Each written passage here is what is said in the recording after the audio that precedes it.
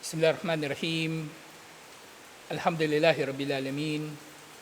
Wassalatu wassalamu ala asyrafil anbiya'i wal mursalin. Nabiyina Muhammadin wa ala alihi wa sahbihi ajma'in. Assalamualaikum warahmatullahi wabarakatuh. So dito na tayo nga sa Babu Thani, pangalawang kabanata ng Kitabul Muamalat, sa riba. Yung riba, yung pangunahin natin pag-unawa dito, ito yung pagpapatubo. At syempre, maaring mangyayari ito sa pautang o sa palitan ng yung harap-harapan na hindi na-delay yung pagbabayad katulad ng pagpapautang.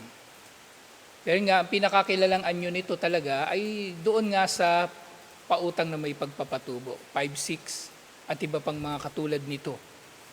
Yung SPay, hindi pala, ano ba yung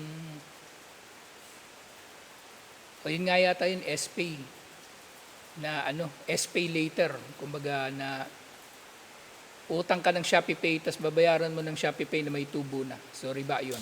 G-Gibbs, ganun din.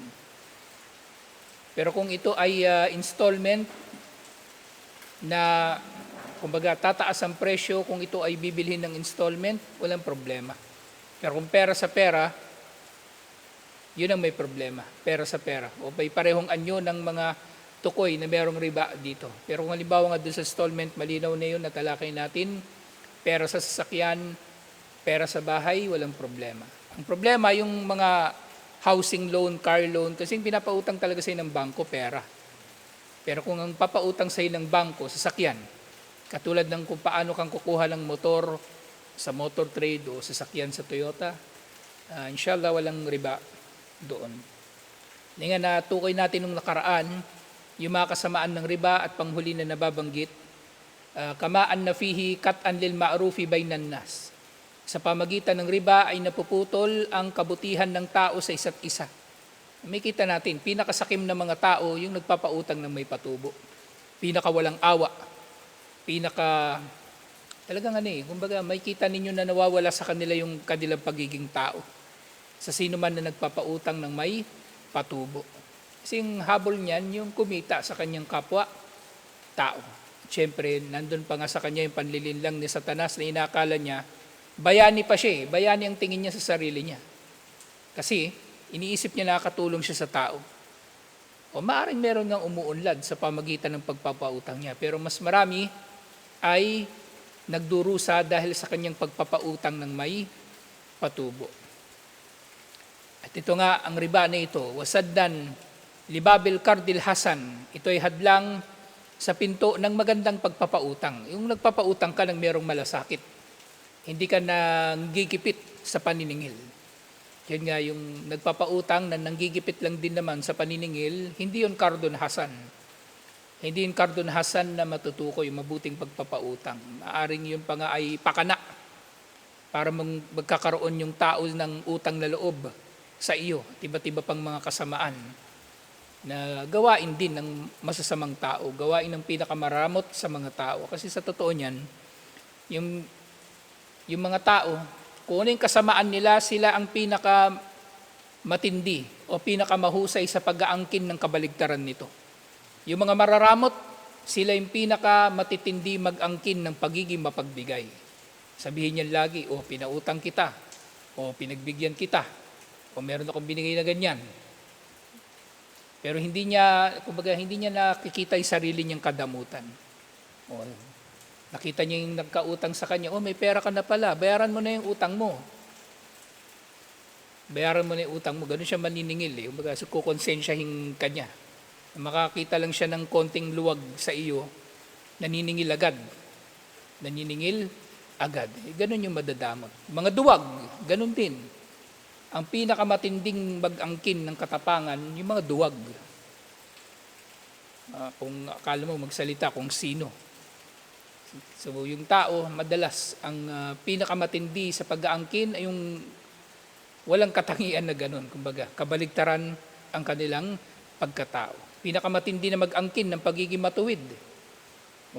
Galit na galit, sinisiraan daw siya, nililibak. Tapos bandang huli, totoo naman yung sinasabi tungkol sa kanya. At kumbaga, ang mga nababanggit tungkol sa kanya ay mawawalan na nga ng hukom na pagiging giba dahil alam na ng lahat ng tao eh. Pag babanggit mo man siya o hindi, pareho lang, masama na siya. Hindi ikaw ang nagpasama sa kanya. Siya ang sarili niya ang nagpasama sa kanya. So katulad halimbawa niyan, sa tuwing ang napag-uusapan ng mga tao ang mga kriminal. Di ba, mga kriminal. O, si ganito, halimbawa, natatalakay si isang aralin, si ganito nanggahasa, si ganito pumatay. Panlilibak ba yun? Hindi. Case study yun eh. Yun ay malinaw na halimbawa ng pinag-aaralan. Kriminal. So, walang karapatan ng kriminal na magbalat sibuyas. Ayun nga yung nangyayari. Yung kriminal ang pinaka maingay sa pag-aangkin ng kanyang karapatan. Sabihin ng kriminal, may karapatan siya sa kanyang karangalan. Sabihin ng kriminal, may karapatan siya sa kanyang yaman. Pero siya yung unang sumasagasa sa karapatan ng iba, sa kanilang karangalan at yaman. Ganyan ang tao. So ganito ganito rin yung nagre-riba. So kunwari yan mapagbigay, pero siya ang pinakamaramot sa mga tao. Kunwari yan mapagbigay, pero siya ang pinakamaramot sa mga tao. At yun din, nawawala nga yung kardun hasan wa tahakkum tabakatun minal marabin bi amwalil umma wa iktisadil bilad. Na mangyayari na yung layunin nito, kumbaga, nagagawa nilang samantalahin o pangibabawan ng mga, kumbaga itong mga nagpapautang ng may patubo, mapangingibabaw nila ang yaman ng mga tao at ang ekonomiya ng iba't ibang mga bansa. Wa huwa ma'siyatun adimatun lillahi ta'ala. Ito ay malaking pagsuway kay Allah. Wa huwa inzada malal murabi fa inna Allah ta'ala yamhaqu barakatahu. Kahit pa yumaman, dumami ang pera ng nagpapautang ng may patubo o sino mang involved sa riba, wawasakin ito ni Allah at aalisin niya mula rito ang baraka. Aalisin niya mula rito ang baraka. May kita natin, maaring yung tao na may pinapakinabangan sa riba, kunwari masaya. O, pinapakita niya, masaya siya sa pera niya, di ba? Nakapagtayo siya ng malaking bahay, marami siyang sasakyan, nakapaglakbay sa iba't ibang mga tourist destination. O kunwari pa yan, magsasadaka sa mga tao, magtatayo ng mga foundation na tutulong sa mga tao, pero bandang huli, walang baraka ang kanyang yaman. So, hindi man yan magiging hayag sa mundo, doon sa kabilang buhay, ay walang baraka ito. Wala yubariku fihi. Hindi ito bibigyan ni Allah ng baraka, katulad ng kanyang sinabi sa Suratul Baqarah 276. Yamhaqullahu riba wa yurbis sadaqat. Winawasak ni Allah ang riba at pinagyayaman ang mga kawang gawa. Alhamdulillah. So ngayon inshallah, yung iba't ibang mga uri ng riba. Iba't ibang mga uri ng riba. At ang riba ay maaaring mahati sa dalawa. Sa dalawang pangunahin na malalaking uri. So yun, doon sa uri ng riba, so meron dalawang pangunahin. Yung tinatawag na riba al-fadl at riba an-nasi'a.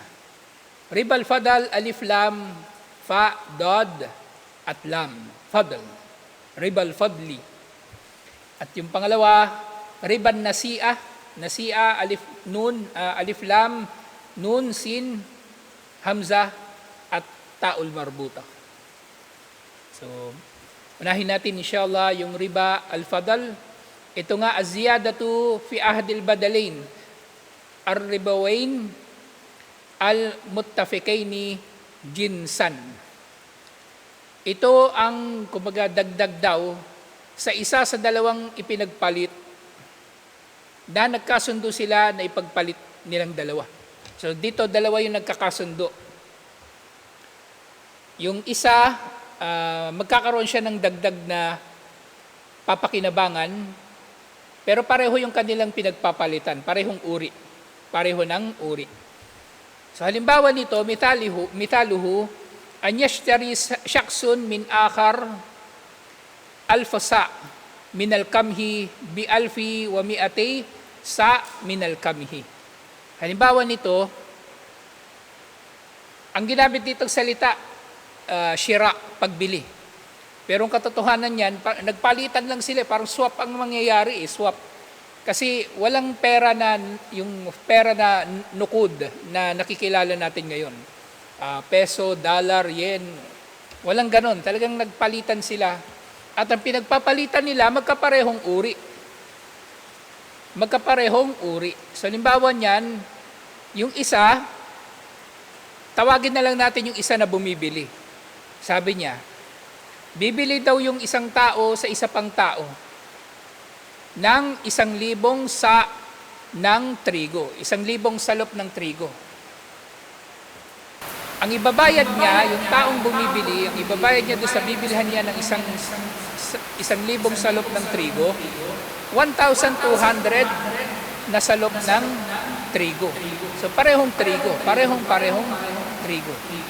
Ngayon iisipin ng tao, paano mangyayari yun? Magpapalitan sila ng trigo. Sa maaaring mangyayari ito dahil magkaiba sila ng uri. Diba? Sa bigas, halimbawa sa bigas, diba? Yung biryani rice, mas mataas, mas mahal. Pareho silang bigas. Oo, nung binibili natin na tig 30 pesos na bigas. Pero, mas mahal siya. Mga 5 doble halos ang taas. Kasi yung biryani natin nung nakaraan, parang ano yun eh. Parang 200 yata yung kilo nun. O 150, mahal. So, yun ang nagiging dahilan. Kasi isipin mo, di ba, anong saysay na magpapalitan sila? Ito yung saysay nun. Kasi isa mas magandang klase. At kung sa mga trader, yung trader, di ba? Meron siyang buyer, naghahanap ng magandang klase ng bigas. Meron ba din biryani? Sasabihin niya, meron, sa bodega. Galing yung mga negosyante. Wala naman silang ganung tinda. Di ba napapansin niyo yan, Putado Divisoria, putak sa inchik. Meron ka ba nito? Iisip mo na yun. Meron, sa bodega. Pero yung inchik na yun, pupunta lang doon sa kabilang hardware. Kukuha nung bibilhin mo. Tapos syempre, kukunin niya yun doon, tapos bibenta niya na sa'yo, may patong. Ganun kautak yung mga yan eh. Eh ngayon, itong tao na ito, halimbawa, naghanap ng biryani rice. Biryani rice na lang muna sample natin kasi yun yung naintindihan natin, trigo. Hindi naman tayo humahawak ng trigo dito eh. Kailangan niya na 5 kilo. O, punta siya dun sa kabila. Kumuha siya dun ng biryani rice, papalitan niya ng 10 kilong ordinary na bigas. Kasi ayaw niya rin magluwal ng pera eh. So yung bigas na lang na meron siya, ibibigay niya. So yun, magiging katulad nito ang mangyayari doon. Yatakabadu al-mutaakidina al-odina fi majlisin akli. At sa kanilang pag-uusap na ito, magpapalitan silang dalawa doon sa mismong pook ng bilihan. Kumbaga dito, ang ribal fadal, ang primary na pinagkaiba niya doon sa isa, nasi'a. Ang pinagkaiba nila, ang nasi'a, may time factor, mayroong delay na payment. Ang fadal, harapan. So, magpapalitan sila. Fahadihi ziyada, yung naging ziyada na ito, karagdagan na ito, ilan yung naidagdag? 200 na salok. Ito yung riba. Fahadihi ziyada wahiya mi'ata sa minal kamhi la mukabila laha wa innama hiya fadlun. So itong 200 na ito, na wala namang kahalaga na pinalit. Ito tinatawag na fadal. At ito yung riba na fadal. At syempre, maaaring mangyari nga rin ito sa iba pa. So trigo yung sample, di ba? Tapos tayo ginawa natin sample bigas. So maaari yung mangyayari sa iba pang mga bagay. Pero tukoy lang. Kasi maaaring mangyayari na magpapalitan yung tao ng mga bagay na walang problema rito. Halimbawa, yung sardinas ko, green. Gusto ko ng sardinas sa pula yung maanghang. Pwede pa palit tayong sardinas. Ikaw naman, ayaw mo naman ng maanghang, palit tayo. Walang riba. Kasi in the first place, wala rin namang fadal na nangyari. Pareho naman sardinas yun eh. Pareho ng presyo. Magkaiba lang ng flavor. Magkaiba lang ng flavor. Pero syempre, ang ano din doon, hindi kasi kasama ang sardinas doon sa maaring magkakaroon ng riba na fadal ng mababanggit din dito inshallah. Nang hukom dito, haramat syariah al-islamiyah ribal fadli fi sittati asya. Ito na yung sinasabi. Ipinagbawal sa syariah ang pagpapalitan ng mga bagay-bagay na magkakatulad. Saan yun ng ribal fadal? Sa 6 na bagay. Sa 6 na bagay. Kasi di ba nangyayari naman talaga yung magsaswap ng motor, di ba?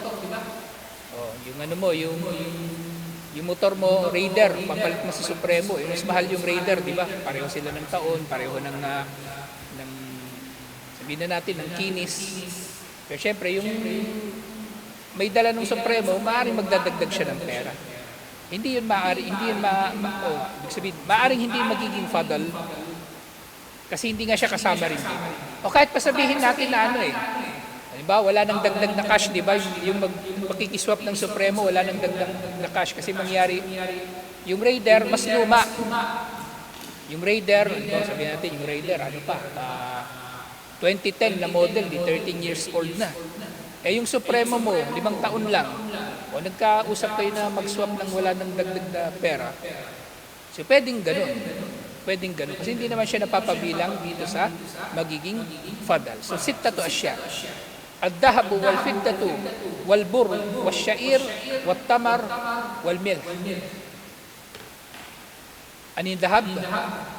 Ginto. Fidda, silver. Yung bur, ito rin yung trigo actually, yung bur. Kanina yung binanggit kam, pero ito yung bur dito, sa kahulugan din ng trigo. Yung sha'ir, actually parang trigo din ito eh. Trigo rin ito. Kumbaga sa Tagalog dito ginamit siya Salman Cebada. Pero ito yata yung yung barley. Yung barley, di ba? Tapos yung tamar, yung dates. At yung milk, yung asin. Faida bi'a wahidun min hadhil asya as-sitta bijinsihi hurrimat ziyada wat tafadulu bainahuma. Kapag ibinenta ang alinman sa 6 na ito, na ang kapalit ay katulad lang din nito, ipinagbabawal ang karagdagan. So paano ang mangyayari dito? So sa ginto, di ba, alam naman natin sa ginto may iba't ibang di ba, pagiging puro. May 24K, may 18K. Simbaw, 24K na ginto, 1 kilo. Papalitan niya ng 2 kilo na 18K na ginto. Kasi mas mababa yung pagiging puro nun eh. So yun, magiging riba na fadal yun. Ganun din sa silver, di ba? Ang silver, yung madalas na yung mga alahas, di ba? Binibenta, Unisilver. Ang percentage nun, 92.5. Pero kung halimbawa, yung 1 kilo ng 100% na silver, papalitan mo ng 2 kilo ng 92.5% silver. Ganun din, ito yun siya. Riba na fadal. At ganyan din sa iba pang mga bagay na tinutukoy dito. Yung trigo, yung barley, yung dates, at yung dates. Alam natin, maraming iba't ibang uri ng dates, di ba? Yung ajwa, ang pinakamahal. O, sabihin mo, 1 kilong ajwa, papalitan ko yun ng 10 kilo. 10 kilo na ordinary na dates. So yun ay riba na fadal. Asin. So merong mamahalin na asin. Yung pinaka-rare na asin sa mundo, nandito sa Pilipinas, actually yung iba sa kanila. Yung asin na ginagawa sa Ilocos, yung tinatawag nila, alam mo yun, dinosaur egg. Hindi mo pa nakita yun. Dinosaur egg kasi pag hinugis nila yun, ang tagal ng proseso. Tapos ang mahal-mahal nun. Para siyang hugis itlog pag binuo nila. Tapos bebenta nila yun nakagano. Para magamit mo yun, iano mo siya, yung gagadgarin para magamit mo siya sa pagluluto. Hindi mo ihulog yung buo. Kasi maalat yun masyado. Maalat yun masyado. Hindi ka pa nakitang ganon? Ako rin, di pa, nakita ko lang yung sa ano eh, sa YouTube eh. Yung ano, yung dinosaur egg na tinatawag. So meron iba't ibang klase. Yung nga pag binenta ito sa pinagpalit sa katulad nito, tapos merong dagdag. Ito na yung siyada na tinatawag. So merong hadith iniulat ni Abu Sa'id al-Khudri. Iniulat ito ni Imam al-Bukhari at Imam Muslim. Sinabi ni Propeta Muhammad sallallahu alaihi wasallam, "Ad-dhahabu bil-dhahabi wal-fiddatu bil-fiddati wal-burru bil-birri wash-sha'iri bish-sha'iri wat-tamru bit-tamri wal-milhi wal-milhu bil-milhi mathalan bimithli yadan biyadin faman zada aw istazada faqad arba al-aqidu wal mu'ti sawaun." Sa pagpapalitan daw ng ginto sa ginto, diba nabanggitan natin yung sample kanina, paano magkakaroon ng fadal sa ginto. Ginto sa ginto, silver sa silver, trigo sa trigo, barley sa barley, dates sa dates, asin sa asin, na ang katulad nito na ipapalit sa katulad nito. Matalan bimitlin, yadan biyadin, magandang kaliwaan na magpapalitan sila. Na yung pangunahing pinagkaiba ng fadal sa nasi'a, ang nasi'a may time factor, may delay, may ibang panahon na magbabayad ka at magkakaroon ng dagdag. 5-6, yun, nasi'a yun. Dahil sa dito sa fadal, sino man ang magdagdag daw o humingi ng dagdag ay nakagawa ng riba. Nakagawa ng riba. Kumbaga, doon pa lang sa paghingi mo ng dagdag, ano na meron ka ng intensyon na makagawa ng riba. Diba? Halimbawa sa panunuhol, nanunuhol ka, hindi tinanggap. Guilty ka na nun eh. Guilty ka na ng panunuhol, ng rishwa, bribery. Malaking kaso yan sa gobyerno. So siya ay nakapagriba. Ang tumanggap nito at ang nagbigay, pareho silang nakapagriba. Wa yuqasu ala hadhihi al-ashya' as-sitta ma syarakaha fil illa wa yuhramu fihi at-tafadul.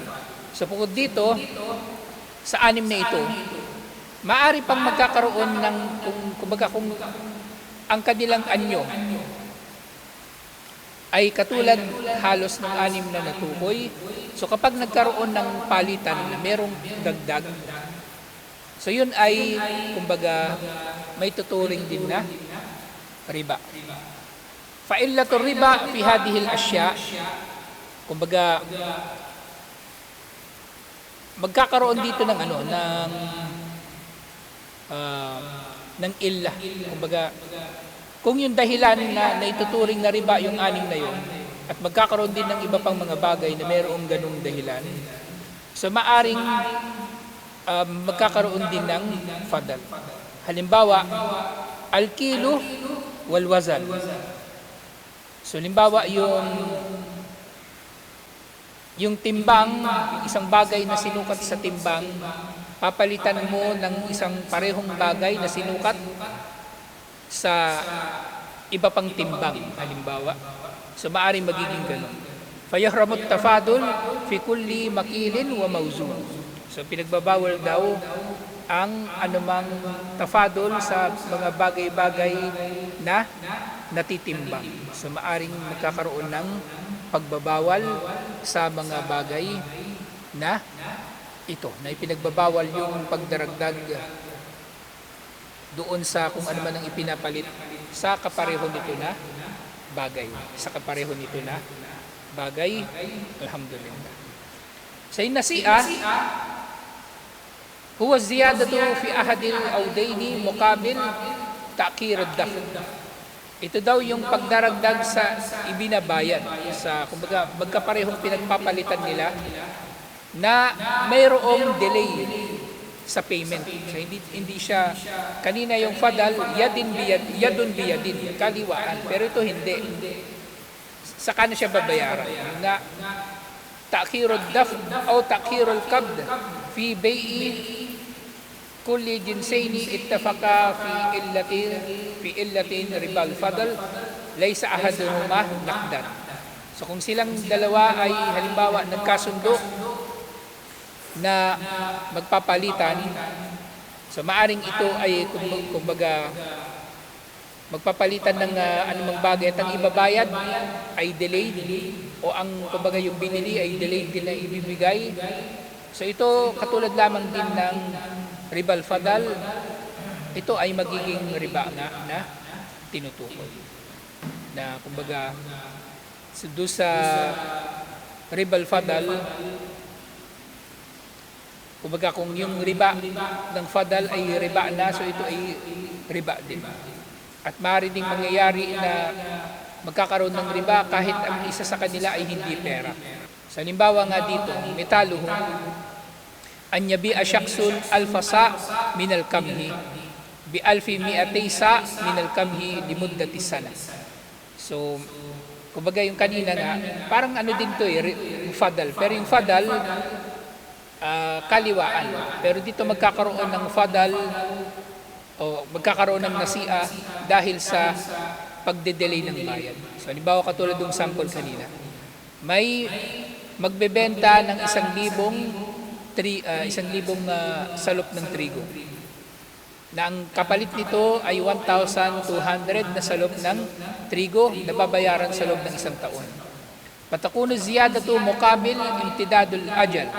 At ang karagdagan nito na bayad ay bilang kumbaga kabayaran doon sa delayed na pagbabayad. Aw yabi'u kilo sha'ir bi kilo bir o bur. Bi kilo bur wala yatakabada. So maaari ring mangyayari na magbebenta yung isa ng 1 kilo ng trigo, ng kapalit ay 1 kilo rin ng trigo, pero saka pa niya ito babayaran. Saka pa niya ito bibigay. O kahit yung paninda, saka pa niya kukunin yung kanyang binibili. So pareho itong ipinagbabawal. Pero dito kasi, dito sa atin sa Pilipinas, hindi naman masyadong napapractice siguro ito sa atin. Lalo na sa atin. Pero maaring sa mga negosyante, ganito. Pero kung sa mga halimbawa talaga, ang nasi'a, pinakamalinaw na ano dito yung 5-6, pinakamalinaw na halimbawa. O kaya yung sanla sa pawn shop na mayroong tubo. Sanla sa pawn shop na mayroong tubo. Bawa yung laptop mo, sinanla mo 10,000. Pag tutubusin mo siya sa katapusan, magiging 12,000. Nalate ka ng pagtubos. So para hindi siya marimata, babayad ka ng interest para lang so bayad ka ng bayad ng interest. So yun ay nasi'a din na may tutukoy. At ang hatol nga dito at tahrim, pinagbabawal ito. Fa inna nusus al-warida fil Qur'ani was sunnah al-muharrama lil riba wal mahdara min at-ta'amuli bihi. So pinagbabawal ito mula sa Quran at sunnah na ipinagbabawal ang pagpapatubo na ito at nagbabawal ang mga ito sa ganitong mga uri ng transaksyon na papasok tayo sa mga ito. Yadkhulu fiha hadan no min ar-riba dukhulan awwaliyan. So mangyayari ang kumbaga ganitong uri ng riba sa pangunahing uri nito, wahada huwa alladhi kana ma'rufan fil jahiliya. Kumbaga ito yung pangunahin na nakikilala sa jahiliya din. Kasi ito yung kumbaga ginagawa din na malawakan na ginagawa ng mga tao. Huwa alladhi tataamalu bihi al-bunuk ar-ribawiyya fi hadal asr. At sa panahon natin ngayon, bakit tinutukoy ang nasi'a na pangunahin din na halimbawa ng riba? Dahil yung mga bangko, ganito sila. Utang ka sa kanila ng 1 milyon, o babayaran mo ito sa loob ng 1 taon, kahit installment po pa itong babayaran mo ito ngayon ng 1.2 million, pareho lang, nasi'a din na may tuturing. At mayroong hadith ni ulat ni Abu Sa'id al-Khudri, sinabi ni Propeta Muhammad sallallahu alaihi wasallam, ba'da an dhakarad dhahaba wal fidda, batapos na mabanggit niya ang tungkol do sa riba, sa ginto at pilak, na huwag ninyong ipagbibili ang wala pa sa naririyan na. Yung najis, yung hadir, kumbaga naririyan na. Kumbaga, ang ibig nga sabihin dito, katulad doon sa sample ng nasian, di ba? Yung 5-6 nga. So kumbaga parang, alimbawa ako yung nagpapautang, ibebenta ko sa yung isang libo ko, pero ang ibabayad mo, wala pa. O yun yung ganun yung mangyayari. Ang ibabayad mo sa akin, saka pa darating sa susunod pa ng mga araw, sa susunod pa ng mga panahon. At meron din isa pang ulat, iniulat ito ni Imam Muslim, makana yadan biyadin fala ba'sa bihi wa makana nasiatun fahuwa riba. Anumang bagay daw na ipinagpalitan ng kaliwaan ay walang problema. Pero kung magkakaroon ng nasia, kumbaga pagpapaliban, ito'y magiging riba. Hindi ko masyado maintindihan itong pangalawang parte na ito. Kasi kung kahit kaliwaan, kung magkakaroon ng nasia, o magkakaroon ng fadal, riba pa rin. Pero siguro maaring dito yung tinutukoy dito, anyway, i-review ko rin. Hindi ko napansin pala ito nung nireview ko to kanina. Na bakit ganito? Yung pagkakasabi. Kapag kaliwaan daw walang problema. Pero kapag nagkaroon ng nasia, so yung doon na magkakaroon ng riba. Pero inaalala ko rito, yung ito sa ginto. Tama, nabanggit naman yung ginto tsaka yung fidda. Yung ginto, di ba? Kung bibilhin mo yung ginto ng kaliwaan, pwede. Pera sa ginto, pwede. Pero bibilhin mo yung ginto ng hulugan, o yung iba, di ba may tinatawag sila layaway, hulugan, yun bawal. Yun bawal. Kaya nga maaari magkakaroon ng ng pagbabawal sa pagbili ng ginto online. Kung lalo na kung hindi mapagtitibay na, kumbaga, nabayaran mo talaga ito agad. O hindi matatanggap agad ng tao yung iyong ibinayad. Kung sa panahon natin ngayon, GCash, pwede kasi tanggap agad ng tao yung yung bayad mo. Pero kung pwede siguro, kung late na darating yung bayad mo, bangko, di ba, pa-process pa yun, ilang araw, kung lalo na galing abroad. Kapag matanggap nila yung pera mo, saka lang nila i-release yung ginto mo, so maaaring ganon, kasi lalabas na kaliwaan yun. Pero kung nauna yung binenta at nahuli yung pagbabayad, so ito nga sa ginto ito, malamang sa ginto ito na tumutukoy. Yung ginto ang tinutukoy dito, kasi nabanggit nga dito, matapos daw nababanggit Propeta Muhammad sallallahu alaihi wasallam tungkol sa ginto at silver, man daw ang palitan na kaliwaan, walang problema. Pero kung delayed ang bayad, doon magkakaroon ng riba. Kasi anong problema sa ginto? Bakit pag delayed ang payment, magiging riba? Kasi ang ginto, nagpa-fluctuate ang presyo. Kasi mamaya, bibilin mo, ito presyo niya ngayon, bukas iba na naman. Maaring malulugi yung nagbebenta o kikita ng husto yung nagbebenta. So, hindi siya katulad ng ibang produkto na halos stable ang presyo. Depende na lang kung magkaroon ng matinding inflation. O kaya, magbabago yung panahon. Mangga, di ba? Mura yung mangga pagka maraming anihan ng mangga. At iba pang mga bagay, alhamdulillah. So, ito yung dalawa sa pangunahin na uri ng riba at matatalakay pa natin iba pang mga anyo ng riba. Pero dito lang sila nahati talaga sa dalawa. Yung harap-harapan o yung merong paglipas ng panahon. Alhamdulillah, nang sa gayon may iwasan natin, insyaAllah. So tutuloy natin ito, insyaAllah. Assalamualaikum warahmatullahi wabarakatuh.